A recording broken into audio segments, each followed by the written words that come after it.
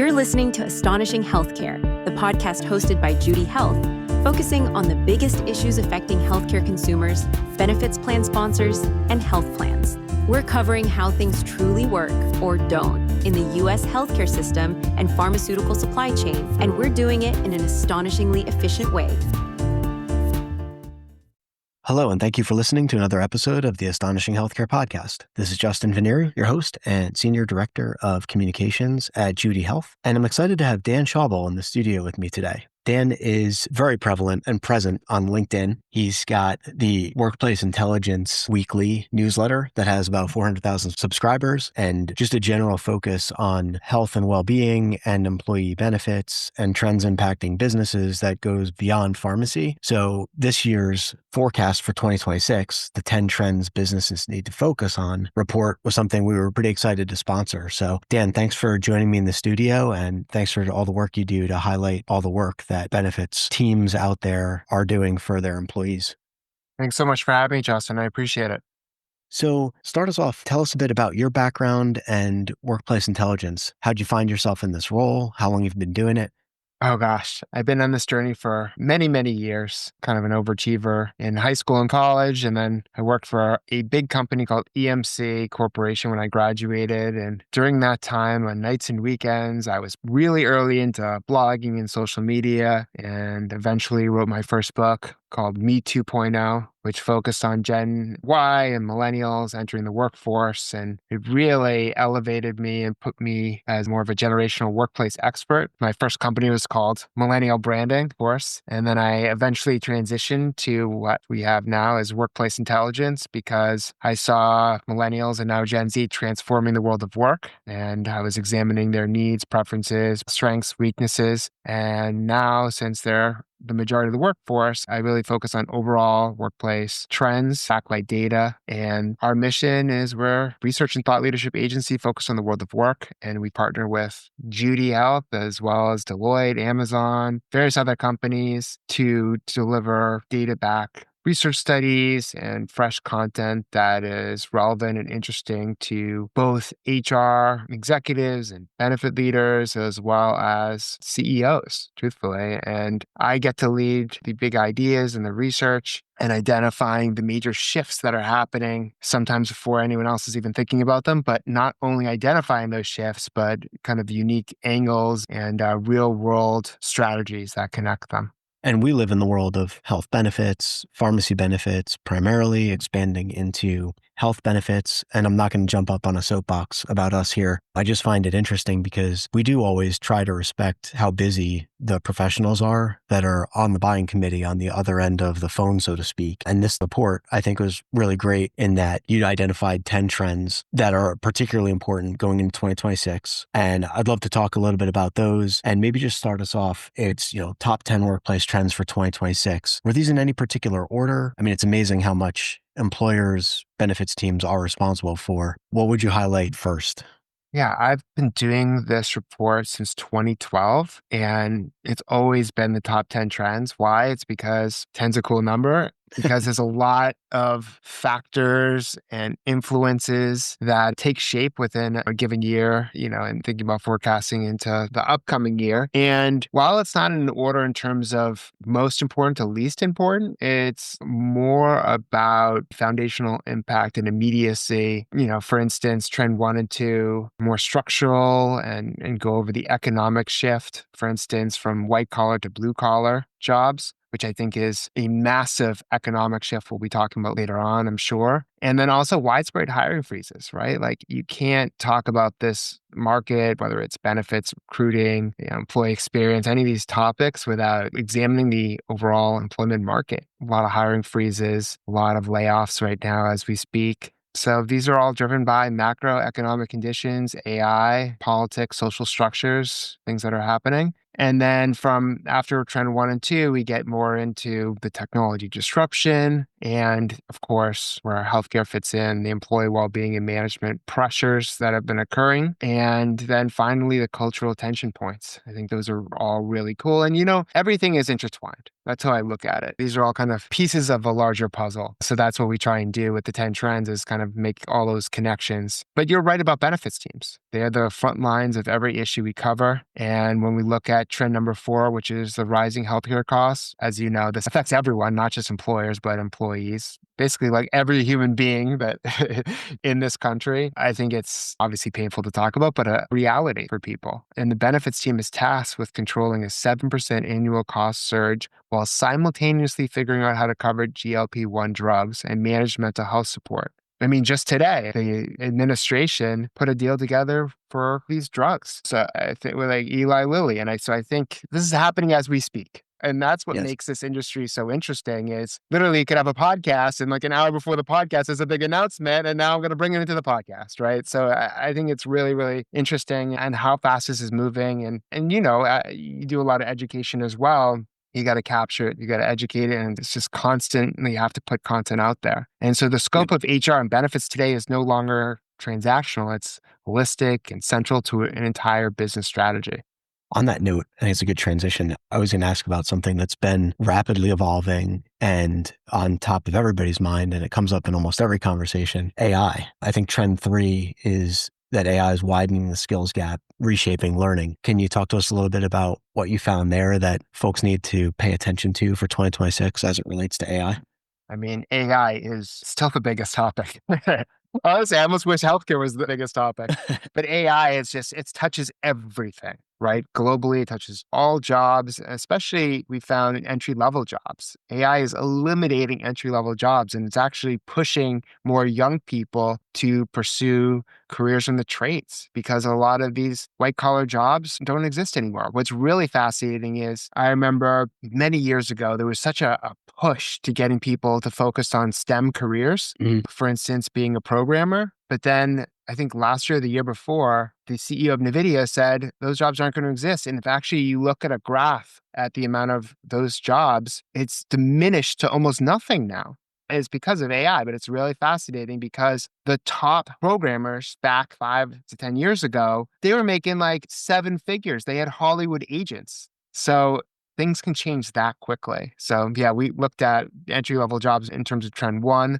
And then as you just mentioned, the skills gap, AI is widening the skills gap and employees feel unprepared. There's such marching orders from executives that say, use AI, or you might lose your job even, but there's no training. So people are just kind of trying to figure it out on their own. And so I think what you're going to see more and more next year, especially is more strategy around this, more training because of necessity of AI adoption and within organizations. I think these AI skills are going to evolve too. And so even harder to define what the future of AI skills is going to be because AI is taking over some of these skills that we thought were important years ago that are not as relevant now. And then one other thing that I picked up on that I thought was interesting, it's kind of a wake of the pandemic thing, work from home. And that came up in your forecast. Tell me a little bit about that and what you see in the future for kind of hybrid or work from home strategies for employers.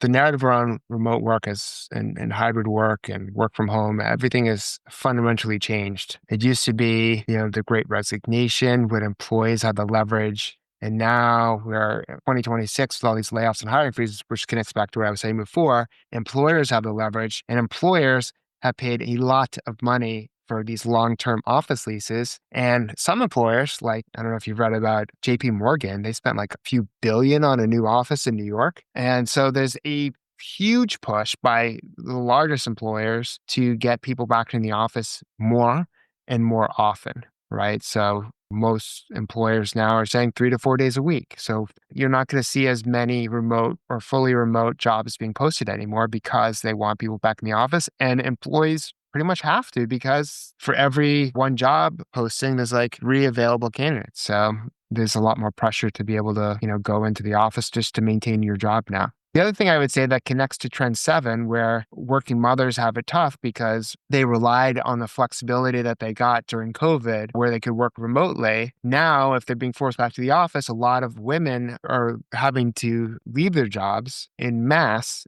despite their gains during COVID. So it's really undermining the efforts towards this gender diversity in the workplace and leadership pipelines concerning women. So I think that's another big factor, again, making the connection between multiple trends. And you obviously alluded to healthcare already, and we're a healthcare tech company and trying to provide solutions that make sense. What's one thing in the data that you saw or in the report that you saw that you think employers could focus on healthcare wise, for a key takeaway for next year?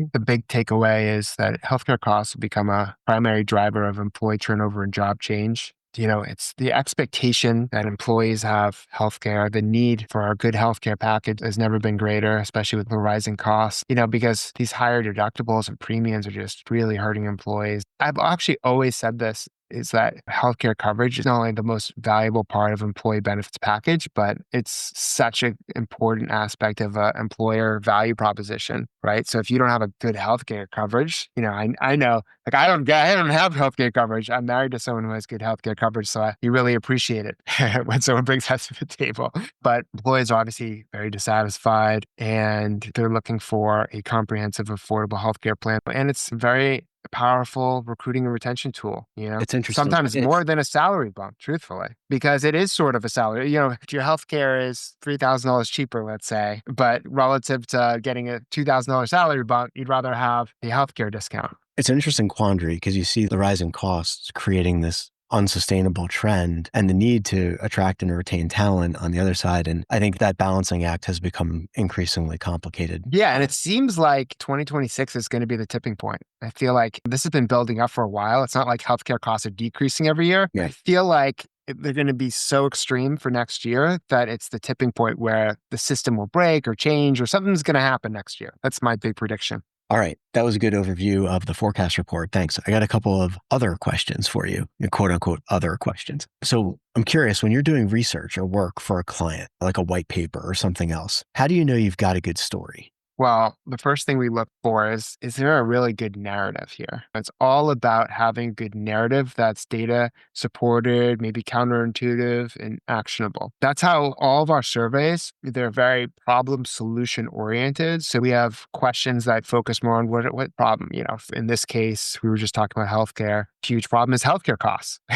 right? And then obviously from the employer perspective, not just healthcare costs, but recruiting, retention, the typical kind of HR focus areas. But we're not just, there's so many surveys that get published. At end of next year, I'll probably have done 100 surveys since 2012. So I think things have evolved significantly, and it's all about having something unique to bring to the market. Don't be another survey that says X percentage of employees are adopting AI. Like that's not going to break through because it's been done so many times. It's exhaustive. And it's not interesting. From a researcher perspective, like you got to get excited about it, right? Like how is this topic, healthcare, AI, return to office, you name it. Like, how is it affecting a specific group population? Like really thinking about, what hasn't been said. And that's where the opportunities are. So for instance, I think one of the big topics is this shift from white to blue collar jobs. I think that to me is so fascinating because think about it in your life too. Like, heck, a plumber just fixed our sink and I just got the bill, $450. And it's like, oh, this seemed pretty basic. And that's a lot of money, right? Well,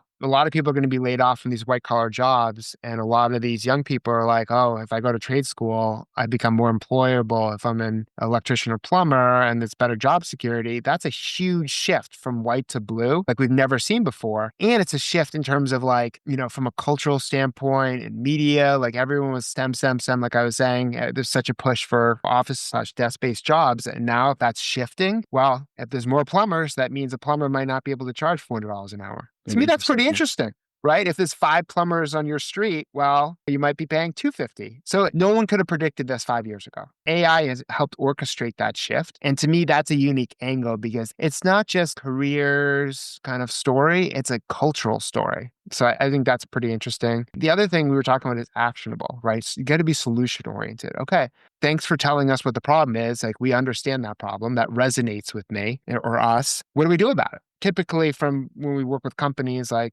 Judy Health would be like, we're the solution and what we provide is part of that. And we focus on tackling these problems. So like, we take the companies we work with and position them as the solution provider for the problem that we illustrated in that research. That's just how we work. That makes sense. Actually worked with WeWork and there's a great example. I just talked to them actually, and their problem was really interesting when we did, our big hybrid workplace study with them during the height of COVID. It's, oh my God, like where does WeWork fit in this equation of the new world of work? Because you have so many people working from home. Well, where does WeWork fit in this new kind of work environment shift? And so we did the study and we found that a lot of employees still wanted to work in an office space. They wanted to be around humans. And so that really positioned WeWork well because there's a need for some sort of third space. And if you think about from a cultural standpoint, Starbucks used to be the third space. It existed because people wanted that. And so people still want that human interaction. And what you noticed coming out of COVID was the amount of people going to conferences increased substantially. The travel industry prospered. So look for those type of trends. It keeps it interesting as well. Definitely. From everything you just described and how excited you got, I think I know what your favorite thing about the work you do is, but what's the favorite thing about the work you do?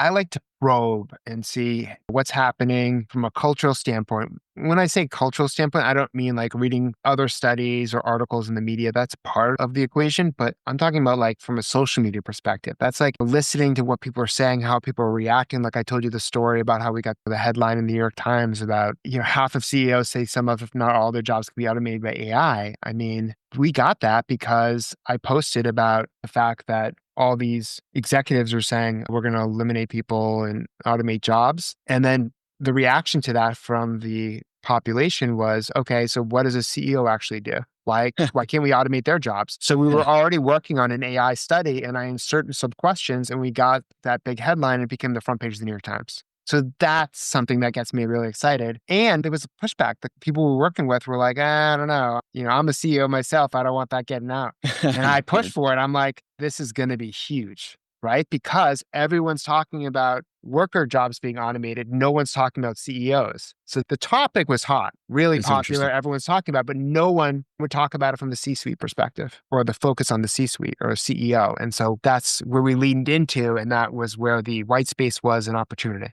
I see a lot of opportunity. We use AI for things all the time. And I know we're exploring different things internally that AI can help with, whether it's surfacing information more quickly or streamlining processes. And I think the interesting thing is that as that time frees up, because we're busy, we can in turn reallocate time to higher value things, whether that be, a case study in marketing or making a call that you need to make to a provider on the customer care side. So I think it's an amazing time to think about the ROI on time. I think that's a really interesting thing that's coming out of all this. Yeah. And I think that that's really important because I did a study on this too.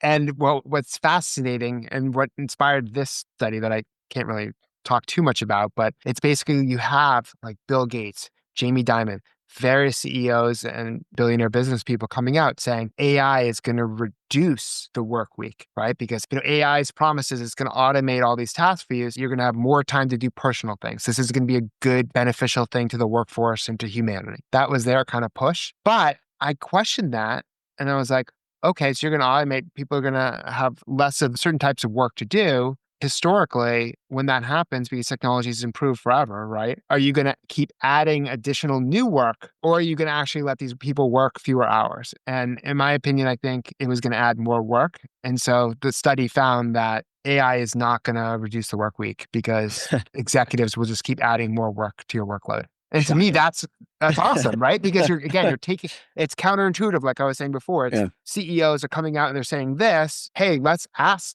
these people if it's true or not, if they think it's going to actually happen. Well, it's funny. We joke internally sometimes about that. At the end of the summer, when things slow down, we'll do X, Y, or Z, and then things don't slow down, and it doesn't. Well, you're at a fast growth company. There's no way that's slowing down. I would say over my career, Oh, okay. Going back to 2001-ish, there's always that. Okay, I think when I have a little bit of time, when things slow down a little bit, we'll get this, that, or the other thing done. And it just never seems like it slows down. And every year it seems like it speeds up. And that's across a bunch of different types of companies I've worked for. So it's kind of funny. Here we are, Dan. Thanks for sharing the overview of the forecast report and sharing a little bit about what you do. I always ask everybody, and I ask that you just keep a compliance hat on because I know you survey a lot of people, you talk to a lot of people. What's the most astonishing thing you've seen or heard, surprising, interesting, funny, that relates to our discussion today? Tell us a good story to close out the episode that's safe to share. Well, we did one study where we were looking at AI's impact on productivity from both the C-suite and the employee perspective. And what made this really interesting is, of course, there's been a lot of talk on AI and productivity. I mean, when people talk about AI, productivity is probably the next word they use because That's the immediate KPI that people are evaluating AI with. And so we looked at it from both perspectives. And what we found was 96% of the C-suite expect AI to boost worker productivity. Now, that might not seem interesting or valuable because that's like almost 100%. And it's not surprising because, of course, every company has to focus on AI, tell the marketplace about AI, weave AI in terms of their workforce, in terms of their products, services, solutions, because AI is a huge chunk of the global economy. If AI fails, the stock market crashes, like horrible things happen because everyone's betting so much on it. It's like all in at this point. And so that's not interesting by itself. But when we ask employees the impact of AI and their productivity, 77% of them say that AI has increased their workload. So it's done the exact opposite of what the C-suite would expect. So went to the marketplace with that, and it was obviously a huge deal. But the whole idea was on its own, the 96% is not interesting. But once you add in the 77 of employees stat, that makes it super interesting because now you have a gap between both that is so extremely large that it tells a story of, hey, why is all this AI adoption? It's not really actually working in making people's life more efficient. That is interesting. Well, Dan, thanks so much for joining us on the show today. I'm assuming that LinkedIn's the best place you would suggest for people to get in touch with you. Is that correct? Or is there That's correct. Yeah, LinkedIn for sure. All right. Well, I'll put a couple links in the show notes to the forecast and to your LinkedIn account. And thank you again for your time and look forward to staying in touch. Thank you. Thank you for listening to Astonishing Healthcare. Head over to judy.health and visit the Insights section for show notes and other relevant content. If you like this episode, be sure to subscribe so you don't miss the next one. And definitely share the link to the show with your network. Have a great rest of your day.